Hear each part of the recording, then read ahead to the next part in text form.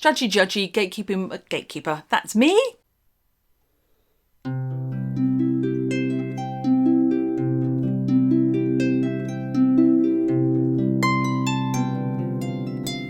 Hello and welcome to Grumpy Old Crone with me, Annie. And as usual, I'm going to be spending about the next half hour whinging to you about things that don't matter very much in the witchcraft and magic world. Today, Witchy Aesthetic, we're going to be looking at ritual baths. Then in Meat to Potatoes, we're going to be talking about the major pagan rule that you can very safely ignore and probably irritate everybody around you. And then finally, we're going to be looking at ways to relax and unwind during this winter season. Okay, so first of all, we're going to kick off with the Witchy Aesthetic. Yay! Righty-ho. So, first up, if you've got one of those witchy self-care books, then you will be very familiar with this concept, I suspect. These books, I'm not a big fan, if I'm honest. You know, they tend to tell you a lot of, if you're feeling quite stressed, then you need to relax. You know, woohoo, that's not much news to anybody. If you're stressed, you know you need to relax. And there'll usually be like 10 pages of tea recipes. And I've got to tell you, I just, as an English person, okay, and right now I'm not drinking tea. I've actually got a nice Malbec on the go. Num, num, num. But I have to tell you, as an English person, I can't abide those tea recipes, because who drinks tea like that? I mean, if you're in England, frankly, then, you know, it's a cup of Tesco's Finest or Yorkshire Gold girl, whole way. Black tea, milk, bit of sugar if you're that way inclined. That's about it. We're pretty basic with our tea respects. But that's not what these books want to tell you. They tell you to go off and gather lavender flowers and gently steep them, and it's all bollocks, really. You know, who does that? Nobody. You're just going to go to the supermarket and buy a tea bag, aren't you, really? I mean, even if it's a herbal tea bag, still a tea bag. I'm also a great believer that if you actually want herbal tea, then maybe just go out into your garden with a knowledge of the things that are out there that won't kill you, and gather things and put them into a cup and then pour in a bit of hot water and see what it's like. You know, as long as you've avoided the stuff, you know, there are some things, you know, never make yourself foxglove tea. That would be a very, very bad idea. But, you know, as long as you've got a working knowledge of what will and won't kill you in your own garden, then I feel the job's pretty good. I mean, genuinely, what I tend to think happens is that you end up with a cup of something that tastes green. You know what I mean, don't you? Green, it tastes green. It's like a blue slush puppy. It tastes blue. If somebody says to you, what does blue taste like? You know, because it's the taste of a blue slush puppy. And green is the taste of a whole load of non-toxic things in your cup with a bit of boiling water poured on top of it. It's not very exciting, really. I'd really rather have a cup of Yorkshire Gold with a little splash of milk in it, frankly. But that's because I am probably the largest English stereotype out there when it comes to tea. So I'm kind of the opinion that these witchy self-care books, they will spend an awfully long time telling you some really basic stuff. You know, sit under a tree. Always good advice, can't go wrong with that. Do some meditation, equally excellent advice. Meditation will always make you feel better about things, I find. And then finally, the big guns is ritual bath time. It's ritual bath time. Yeah, not so much for me, really. Now, don't get me wrong, I am a big fan of a bath. And when we redid the bathroom here, we made sure that we had a really nice big claw-footed bathtub that we could have really nice long baths in. And not gonna lie, it's pretty glorious. I really, really like it. And I am a big fan of a Lush Bathbomb. However, as far as Lush Bathbombs go, I feel there is something I have to confess. Now, I kind of hope that I'm not alone in this, but I fear I might be. Have you ever licked a bath bomb? I mean, particularly a Lush bath bomb. Because they taste, and this is It's terrible, I know this, but I do. They taste like a mixture of salt and bitterness, because I have since come to find out that they are made up largely of Epsom bath salts with a bit of sodium bicarbonate to make them fizz, along with a little bit of citric acid in there to act with the sodium bicarb to make it fizz. So yeah, they taste of salt and the bitterness of the bicarb.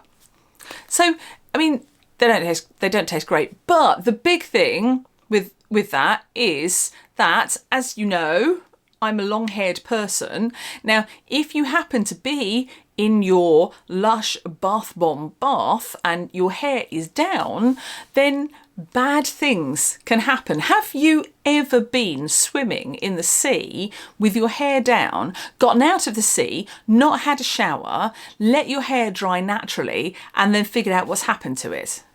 I'm not alone in that, am I? I feel that's a fairly universal thing that happens. Because what tends to happen then is that the salt in the sea, which is, I have to say, considerably less salty than your average Lush Bathbomb bath. Bathbomb bath. I quite like that as a phrase. Anyway, what happens is that your hair ends up in this somehow magical mixture of both way too dry and way too sticky. I don't know how it happens both at the same time, but it really does. And then I found the one time I tried to do it, I tried to wash my hair whilst I was in the bath water. It was not a good look. I thought because there were sparkles in there, I'd end up with sparkles in my hair. Did not. I ended up with a lot of salt in my hair, and my hair attempted to backcomb itself into some kind of late 1970, early 1980s hairdressed monstrosity that was sticky, and I couldn't get a brush through it. And I then had to run myself another bath and use about 3 handfuls of conditioner just to attempt to get all of this salt out of my hair. And it was not, I have to admit, one of my greater moments. I did not enjoy it. And it was not a relaxing experience. The experience of being in the bath in the first place was quite pleasant. The experience afterwards of trying to get my hair somewhere vaguely near normal again was not nice. It was not nice at all. And this has to be a good 20 odd years ago, and I can still remember it, and it was horrible. So I recommend, don't do that. Even if you have managed to locate a shower cap and you've managed to not get your hair in the water, and you lay back in your wonderfully named, scented, Lush Bathbomb experience for 20 minutes, half an hour, however long you tend to spend in a bath. You get out of the bath, you pull the plug, and you are then left with the least relaxing experience of your entire life. Because what is less relaxing when you're wet, wrapped in a towel, waiting to go and do something else somewhere, ritual-like, because ritual bath, than cleaning the bathtub. Because if you've had a Lush bath bomb, then your bathtub is full of essential oils, dye, glitter, small rose petals and things. If you're having a ritual bath, there's even more in the way of herbiage and essential oils. Trying to get oil off the inside of a bath while you're still in your dressing gown with your hair wrapped up, it's just not a relaxing thing. Picking bits of damp potpourri out of the bottom of your bath. It's not a relaxing experience, is it really? So what's the solution? What's the aesthetic solution to not picking bits of herbiage out of your bathtub for 20 minutes? Well, the whole idea of a ritual bath is, I think, cheers, to relax, to cleanse yourself, to let the herbs act on you. So if you're doing some spell working regarding, say, relaxation and love, maybe some rose, maybe some rosemary, and soaking in that, letting that run over your body, letting all of the kind of the esoteric grot wash away down the plug hole. That's kind of the purpose of a ritual bath, and you come out the other end feeling all fresh and relaxed. I think. However, very nice. However, I would put forward the concept that there is absolutely nothing wrong with a ritual shower. I'm a big fan of a shower because they're much easier to clean up, really.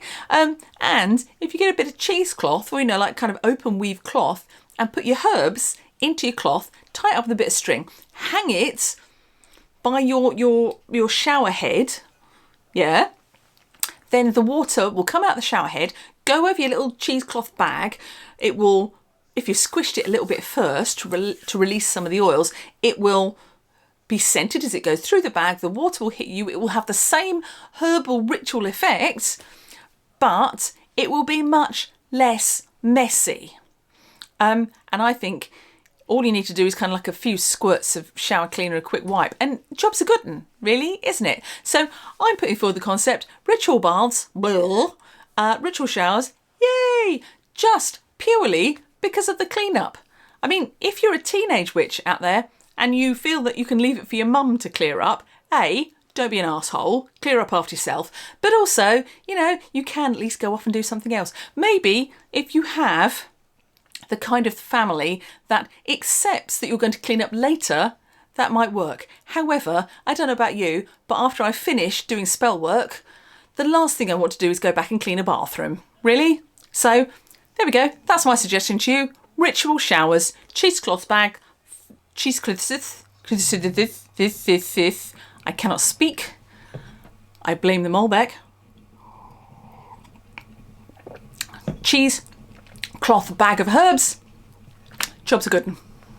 There we go. Right. So that being done, and hopefully everybody hasn't zipped off to go and have a shower now, we're going to talk about our meat and 2 potatoes.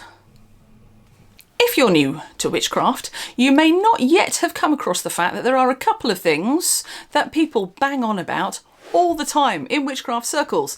One of them is cinnamon. Oh God, the ever-present cinnamon, which, if you haven't come across it before, I've got a YouTube short on it. I've got a meme on it. I just everybody standing on their doorstep on the first of the month, going with cinnamon across their doorstep, thinking that this is all that is required to turn their lives around and welcome wonderful things into their lives. I'm sorry to say, it doesn't work that way. That is not magic. That is just throwing baking ingredients into your hallway.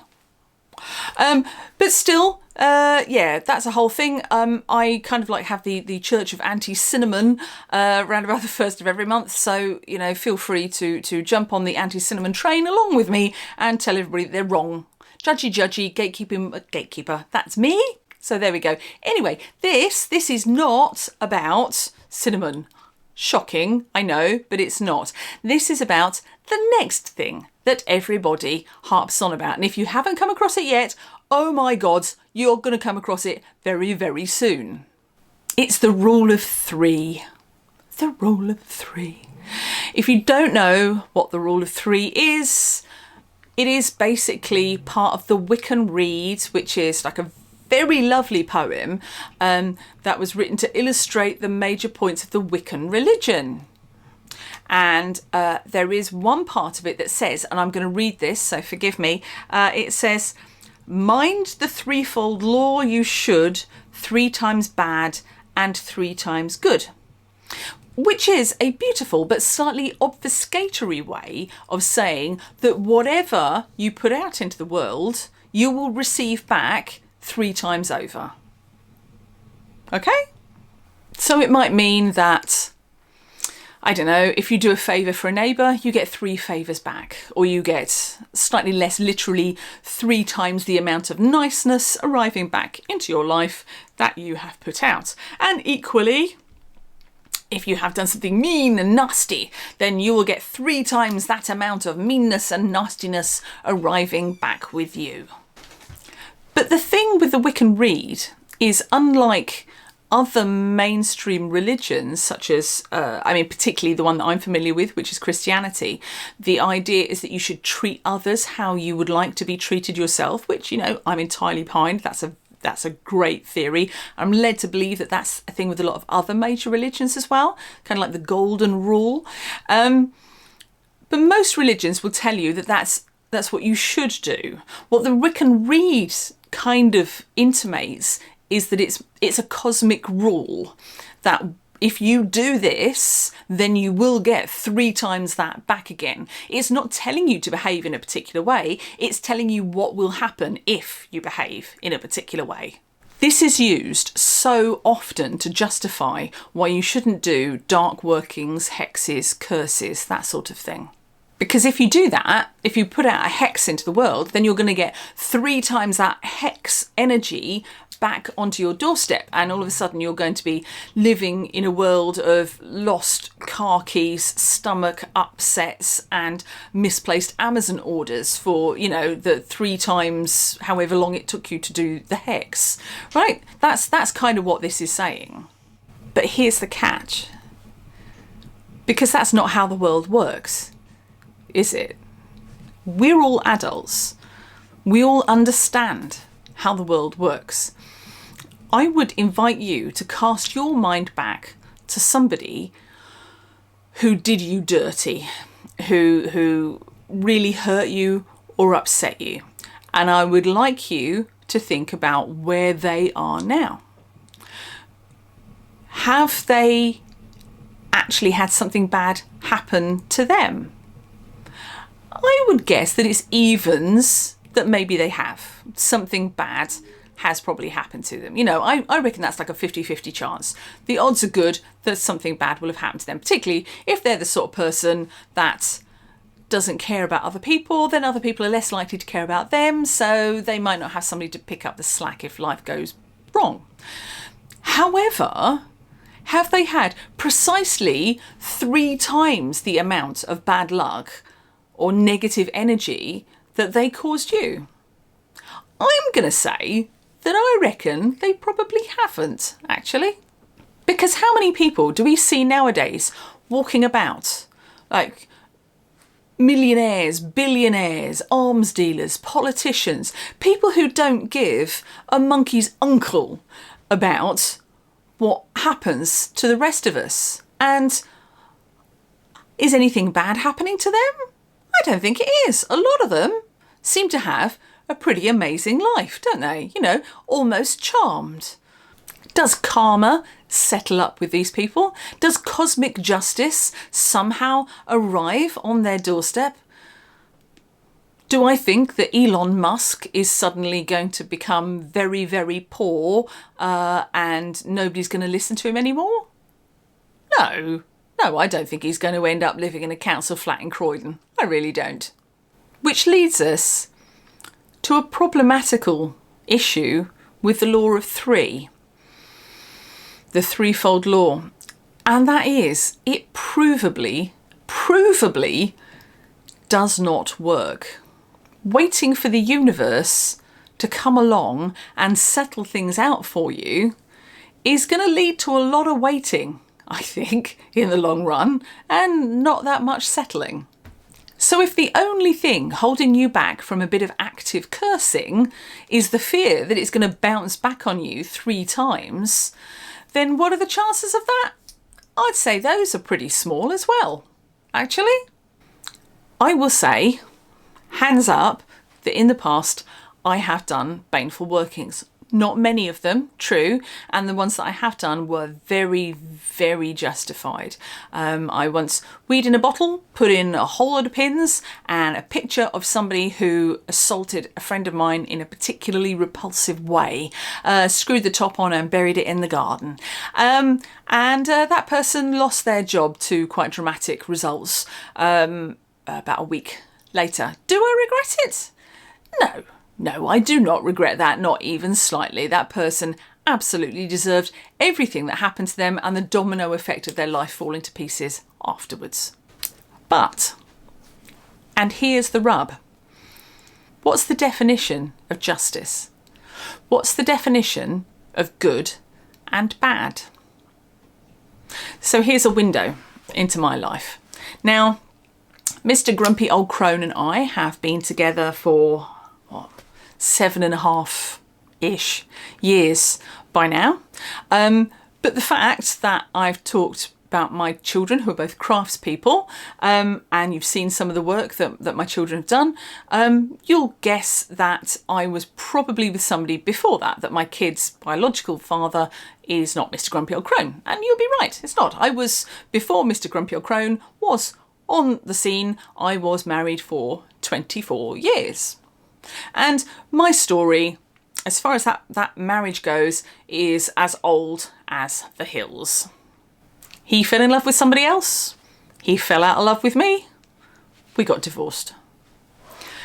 The circumstances at the time felt terrible and tragic to me because it was not something that I wanted to have happened, but it did happen. He could have conducted himself better, but it was what it was, and I just had to get on with my life. That's just how these things work, isn't it? So in conclusion, my story is abandoned wife, fatherless children, cheating behaviour, financial destitution, self-destructing family unit, lots of tears, lots of depression, lots of despair, woe, woe, woe, awful, just awful. Okay. Now, let's flip that on its head and let's look at that story from my kid's dad's perspective. Now, his story would be forbidden love, forced to hide devotion in secrecy for years, could not confess his love to his girlfriend properly, and it bloomed in secrecy and then finally burst out into the joyous light of day. Would maybe have liked to have helped with money if he'd had a bit more money, but didn't have money, so move. Yeah, that's kind of his story. You know, got together, got married, happily ever after, joy, joy, joy. But that's actually the same story, just from two different sides. I was desperately upset. It ruined my life for a while. It made everything difficult and upsetting and horrible. From his point of view, it was joyous and wonderful and discovering new love and finding a new relationship and building a new life and making a new family. But they're the same thing. So if the law of threefold return is going to work here, who gets that return? That's my question to you. Do I get to see him have 3 times the amount of destruction and horror that he visited on me? Do I get to see him have 3 times the amount of joy that he found with his new wife? Because those aren't the same thing, are they? Do I have to suffer 3 times the amount of grief that I put onto my friend's shoulders when I talk to them at 3 a.m. in the morning? I don't know, that's kind of hard, isn't it? That doesn't make sense. And the reason it doesn't make sense is because life doesn't make sense like that. There is no cosmic justice. There is no balance sheet that we have to say there are this many good things here, therefore that many bad things there, and it all balances like an old style checkbook. That's not how life works. I think we can all agree. Life is like a big lake and we're dropping pebbles into it. And as we drop the pebbles into it, the ripples spread out from there.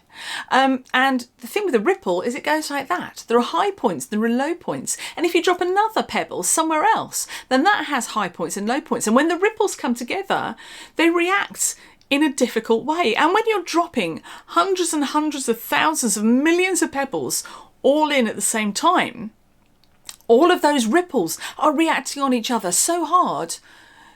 What's up and what's down? What's good and what's bad? It's impossible for us to say. And we can't just sit on the sidelines and wait for some kind of immense cosmic justice to figure it all out. Because quite apart from anything, cosmic justice might think, well, my ex-husband deserved to be happy, so I can get stuffed. I can have the misery on that one. He can get the happiness on that one. And then there's also the fact that if he hadn't done that, if he hadn't been a bad guy,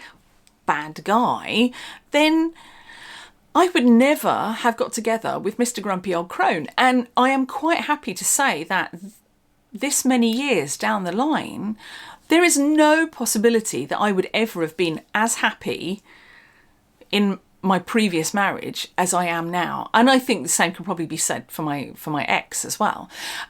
We're both much happier now. So was it good or was it bad?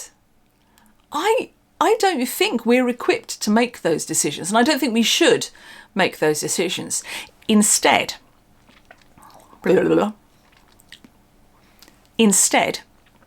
I'm going to put forward the idea that what we should do is that we should act in accordance with our own consciences and the way that we view the world. I didn't put a curse on my ex. Why not? He was certainly quite mean to me during the split up. He wasn't very nice, but it didn't feel right. It didn't feel right, and it didn't feel comfortable. And I was very aware of the fact that if I'd done it, I would have felt really guilty. And maybe I could have lived with that guilt. Maybe. What I don't think I could have lived with was the fact that within that guilt that I would have had every single day was wrapped up somebody who was no longer essential to my happiness. So that would have been anchoring me in a place of unhappiness and anger and injustice, instead of letting it go and being able to walk forwards into positivity, which is where I am now. So yeah, I've hexed people. And do I feel bad about it? No. They really deserved it. Really deserved it. And they deserved everything that came afterwards. And it was a bit of a domino effect. So yeah, I don't feel bad about that at all. Do I feel bad that I didn't hex my ex-husband when he treated me poorly? No, not at all. He's happy now, I'm happy now. Job's a good one, I don't care. I'm glad I don't have to live with that in my head for the rest of my life. I'm glad I'm free. So I'm challenging you to maybe put aside that law of threefold return, whatever it is you want to call it. And some branches will call it sevenfold return. It's like they're doubling down and then some. But just put it to one side, because we can demonstrably prove from the safety of our own sofas that that doesn't work. Instead, listen to what your gut tells you and sit with it for a while. Witchcraft should be as much about thought and pre-planning as action in the moment. Okay, so spend a little while thinking about what you actually want and put that rule to one side and act in accordance with your own conscience. Right, we're now going to go on to the positive bit. Here comes the positive bit. Yay! Here in the UK, we're going through a bit of a cold snap. Hopefully it's coming to a close soon. I hope it's coming to a close soon. There hasn't been much in the way of snow where I am, but plenty of other places in the UK have had quite a lot of snow, actually, and it's brought things to a bit of a standstill. We're not geared for it in England. 3 snowflakes and everything stops. But hey-ho, that's how it is. And I don't know about you, but I've spoken a little bit before about the importance of dormancy, and what my soul is crying out for at the moment is stillness, quiet and stillness. It's a good time of the year for fuzzy blankets and reading a good book. I used to think nothing of reading a book a day when I was a teenager. I mean, granted, it's much easier when you're a teenager because, frankly, when you're a teenager, you don't have a job, you don't have responsibilities, you don't have small humans and pets who demand that you stop whatever you're doing every 37 seconds in order to attend to something for them. So reading at that pace is a thing.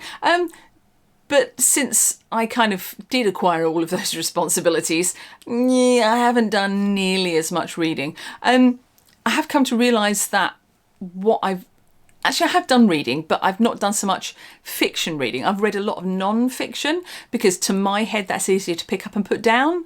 I mean, everybody's heads work differently, but mine, non-fiction is a thing that can be done in little chunks. Fiction requires me to lose myself in the book for a good old chunk of time. So I just kind of accepted that this was how it was. And then my kids, bless them, decided to drag me kicking and screaming into Brandon Sanderson's Cosmere, and forced me to start reading the Mistborn series. And yeah, I've kind of lost things since then. Rather, I got dragged into this trilogy of books, each of which is about 750 pages long, and they just kind of like eat your brain. I'd been put off reading Brandon Sanderson for quite a while for a couple of reasons. First up, well, he's a Mormon, and I don't know what I thought his writing was going to be. Did I think it was going to be like Brigham Young fan fiction? I think maybe I did. I was wrong. I was very, very wrong. And then secondly, and this is the one that's quite depressing to own up to, I thought he was too popular. I thought everybody else had read him, so I was going to not read him. I'm obviously some kind of stupid literary hipster who only likes reading things that nobody else likes, and that is not a good way to go through the world, and you miss out on a lot of good stuff. So I'm very glad that my daughter pointed out the flaws in that way of thinking and got me started, because by golly, they're good. But it occurred to me during some reading breaks during my 4-hour reading stint of being emotionally destroyed by a 750-page paperback that this was the perfect thing to be doing in the winter. I was cuddled up on my sofa with a blankie and a cup of tea and a cat and a good book that was so absorbing that I was actually shouting at the book. Mr. Grumpy Old Crone did have to come down and find out what I was shouting at. I was shouting at a paperback, is what I was shouting at. The paperback doesn't often shout back. In fact, it never shouts back. Doesn't stop me in the first case. No! Ah! Finn! Ah! And so on and so forth. Wasn't good. But still, while I was doing all of this, I completely lost track of all of the grot in the outside world. I was no longer bothered by wars, by politics, by petty arguments, by the terrible things that are happening all around the world, because by golly, there's a lot of crap happening around the world at the moment, isn't there? Awful stuff. Not much of which I have any control over whatsoever. So why do I sit there open-mouthed staring at it, making myself depressed when I can't fix any of it? If I could go out and tip a couple of kettles of water onto California and put the fires out, I would do it. I would have a first-class ticket out there right now with my kettle, but I can't. And me feeling bad about it isn't going to help anybody, really, is it? But what I can do is sit down and look after my little corner of the world. I can feel positive about myself, and I can remember that happiness and contentment are catching. And at this point, I'd like to say that I think happiness and contentment are two very different things. I tend to think of happiness as being a brief thing. It's like when you suddenly remember you've got a tub of ice cream in the freezer, that's happy. When you've served it up and you're sat down watching something ridiculous on YouTube, eating the ice cream, that's not happy, that's content. Contentment is a long, deep-seated, drawn-out feeling of just, okay, that's what I love. Happy is nice, but it doesn't last. Contentment, chef's kiss. Contentment is where it's at. So to bring this back finally to witchcraft, because I know I've wibbled a lot about books and stuff and what have you, but honestly, read Brandon Sanderson.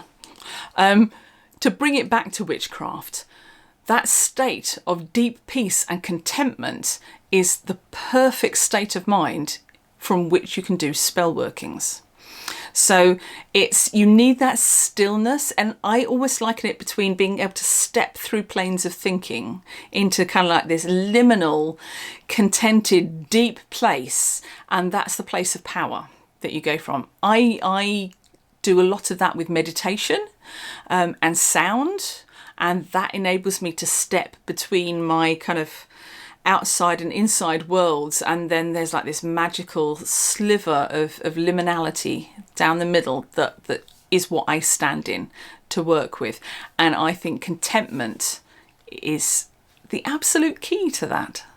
So maybe that's it. Maybe that's the positive call for this week, is for you to find something that makes you content, that makes you peaceful and enables you to just see, even if you can't step into it yet, see where that peaceful ground is. A little bit of meditation won't hurt at all either. So before I go, what I want to do is say thank you very much to these people who have joined my Patreon already. I'm really super grateful. If you're interested, there's a link afterwards and there's a link in the video description.